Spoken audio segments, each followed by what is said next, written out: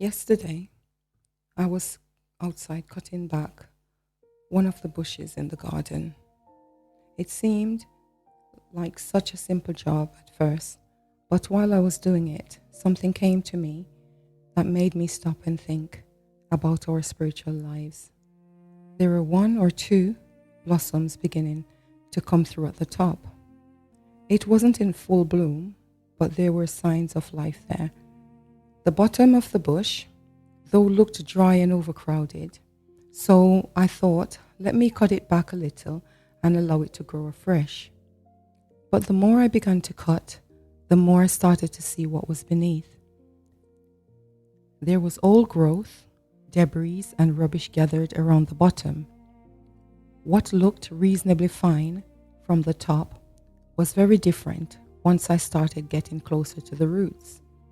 Eventually, I had to cut away even the few blossoms that were showing so that I could properly clear around the base and give the plant room to breathe and grow again. And while I was doing that, something came to my spirit. Sometimes we can be producing one or two blossoms on the outside, while there are still things beneath that needs to be dealt with.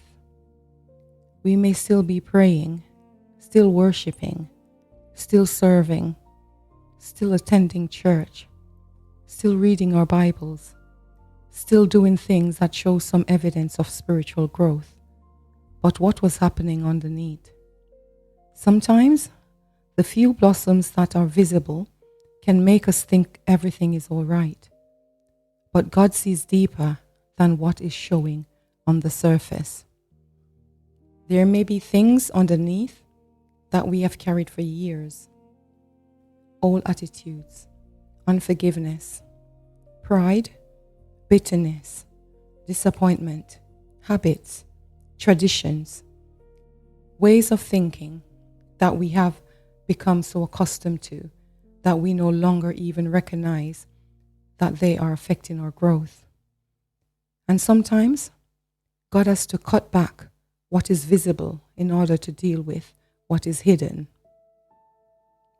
That can be uncomfortable because sometimes we want God to preserve the blossoms. We want Him to preserve the things that look good, the ministry, the position, the gifts, the appearance that everything is growing well. But what if God is more concerned with the health of the root than the appearance of the blossom? That also caused me to think about the words of Jesus concerning wineskins. And the question came to me, what kind of wineskin am I? Am I not soft enough for God to work with me? Am I still teachable? Can God correct me? Can He show me something about myself without me immediately defending it?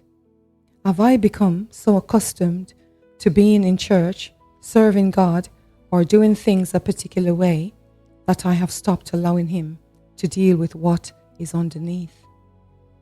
Because spiritual maturity is not simply about how long we have been serving God.